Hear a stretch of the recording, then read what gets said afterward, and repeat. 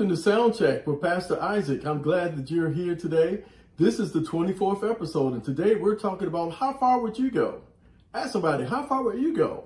Today we're going to be talking about the Magi. Now, many of you have probably already heard about the Magi, but those that haven't, let's get into the Word and let's find out who they were, how far they traveled, and why they did it. We're going to look at Matthew chapter 2 today, and we're going to look at verses 1 through 11 in particular.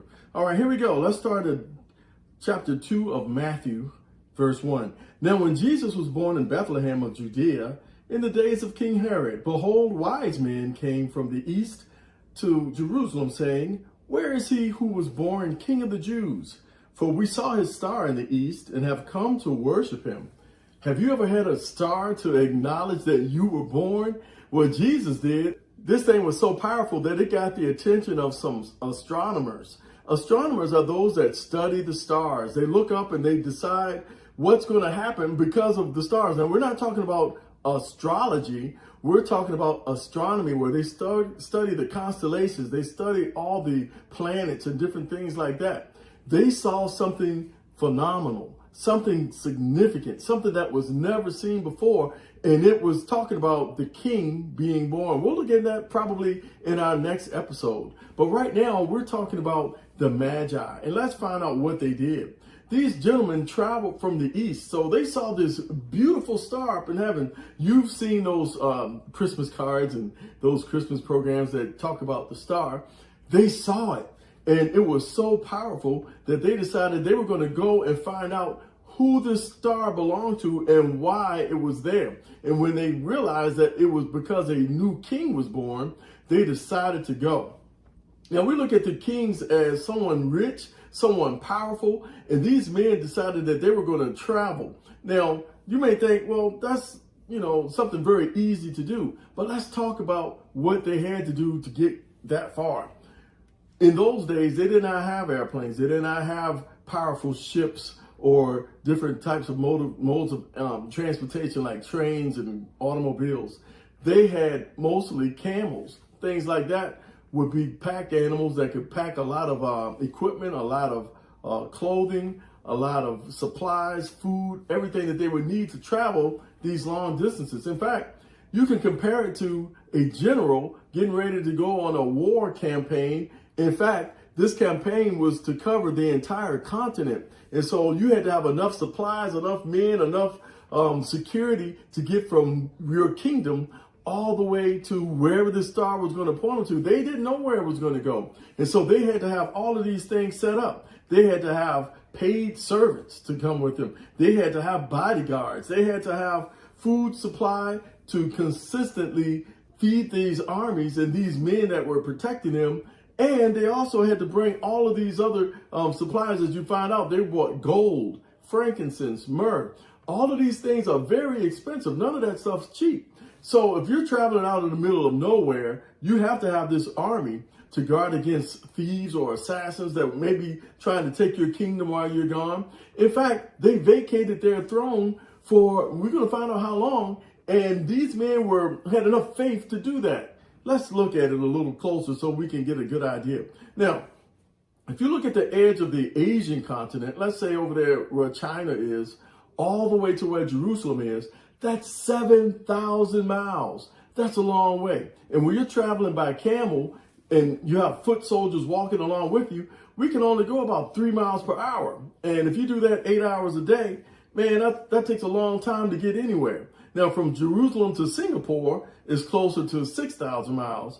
From Jerusalem to the Bering Strait is close to 7,000 miles. So you don't know where they started. I don't know where they started. They could have been up as far as Afghanistan, because that's where Daniel was when he was in the captivity of Babylon. And because he was there, he also studied the stars. Remember, God made him 10 times smarter than all the others, along with the men that were with him. They were 10 times smarter in the sciences and in mathematics. And so Daniel set up a school of the prophets. And this may be where some of these men came from. We don't know. We just know that they came from the east. And so it took them a long time to travel there. These men went out of their way to seek this King of the Jews. Now, let's talk about us right now. How far will we go to see the King of the Jews? How far will we go on our regular Sunday, our regular midweek service? Do we have time to go visit the King? Well, this wasn't just a I'm going to church and coming back home thing. This took years for them to go through. It took years for them to travel from where they were to get to where Jesus was. In fact, when they first saw the star, when Jesus was born, it says that they saw the star. Look at that verse again in Matthew chapter 2, verses 1 and 2. It says, and when Jesus was born in Bethlehem of Judea, in the days of King Herod, behold, wise men from the east came to Jerusalem. Now, it says when Jesus was born, these wise men saw the star. The star didn't appear until he was born. And so it took them about a year or two to get there. And how do we know that? Down in verse 11, we see that Jesus was a young child when they found him. It says, and they came into the house and saw the young child with Mary, his mother, and they fell down and worshiped him. Opening their treasures, they offered to him gifts, gold, frankincense, and myrrh. Now, it says that Jesus was a young child, and it also said that they entered into the house. It did not say that they entered into the stable. Remember, there was no room in the inn, and they were not able to find Jesus in a stable because he wasn't there. In Luke chapter 2, in verse 7, this is what we read. It says, she brought forth her firstborn son, and she wrapped him in bands of cloth and laid him in a feeding trough because there was no room for them in the inn. In other words, they laid him inside of an animal trough where you feed animals because there was no room for them in the inn where everybody else was there. Now, why were these people there? Because Caesar Augustus had told them that they needed to come and be taxed. Everybody from their own particular region had to show up and do this thing. This was a decree. We'll read probably that next week, but this week we won't have enough time to get into that. But I'm trying to say that Jesus was not in that stable. We saw that he was in a house. And so now it took them 2 years to get there. That means they were not on their throne for 2 years. They had vacated all their premises because they were not in their particular region. Why do we know this? It says because they went to another kingdom, another king named Herod. And they asked him, have you seen this king that's born? We'll get into that probably next week as well. But we want to realize that these men willingly left all that they had and came not just empty-handed, but they came bearing gifts to the newborn king. We need to make sure that when we come before our king, we bring all the things that we know he loves. He loves our worship. He loves our praise. He loves our admiration. He loves us. And so we got to give our entire being to him. He loves our gifts of tithes and offerings. These are the things that we give unto the Lord. They bought gold, frankincense, and myrrh. These kings all took great risk in order to come and glorify the king. Let's look at some of the things that they gave up to get there. These thrones were vacated, as we said, during their absences. And perhaps a coup could have occurred, and by the time they got back, they would have to fight to get their throne back because of their absences. And so there's a great reward for them in heaven because they were able to give unto the great king. Rewards are everlasting. Kingdoms are not. But God's reward for you is everlasting.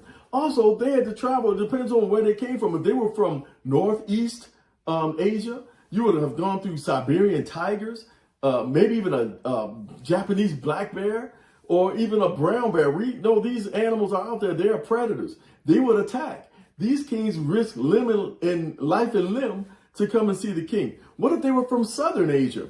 They would have had to deal with the Himalaya bears, the Himalayan black bear, the black leopard, or the Bengal tiger as they crossed through India. All of these things were dangerous. Also, they could have experienced the cobra, which is right there in India. And so these kings risked all these things to come and worship the king. How far would you go? How far would you travel? What would you do to get yourself to that king? It didn't matter to them what it was going to cost them. They went because they knew something great and significant was happening. And so all of these men knew that the prize of seeing the king outweighed all the risk. And these men are memorialized forever in Matthew chapter 2. It's not in Luke. It's not in John, is not in Mark, but it is in Matthew, and it will forever be there because these men took that risk to come out there and glorify the King. Now, why did it take so long for them to get from wherever they started to Jerusalem? We need to think about that. They had to know that there were no established roads going for wherever they were going. They were following a star. They were also knowing that animals were the chief mode of transportation. And so, like we said, they were going very slowly. And the terrain was a huge factor of the reason why they couldn't get there faster. They had to go up hills, mountains, through the deserts, all types of things that could get them there. Also, weather could have been a factor. They could have been going through sandstorms and all types of things that could have hindered them. Also, the mere distance of the whole thing was brutal. And so think about this. Not only did they have to travel to get there a year or two, but they also had to go back home. They also had to travel from where they were all the way back home again. What a mighty God we serve. With great faith like that, these men traveled from where they were. These magi, these kings, they decided that they were going to go and see somebody greater than themselves. They decided to go see the King of Kings, the Lord of Lords. They didn't know where he was, but they knew that he existed. And that's all God is asking for. In Hebrews chapter 11, this is what the Bible has to say about that. It says, without faith, it is impossible to be well-pleasing to God. For he who comes to God must believe that he exists and that he is a rewarder of those who diligently seek him. And so we know these magi diligently seek the Lord. They sought after him for at least a year to get there, perhaps 2 years to get there, and then at least a year or 2 years to go all the way back home. That is called faith. These men moved out in faith.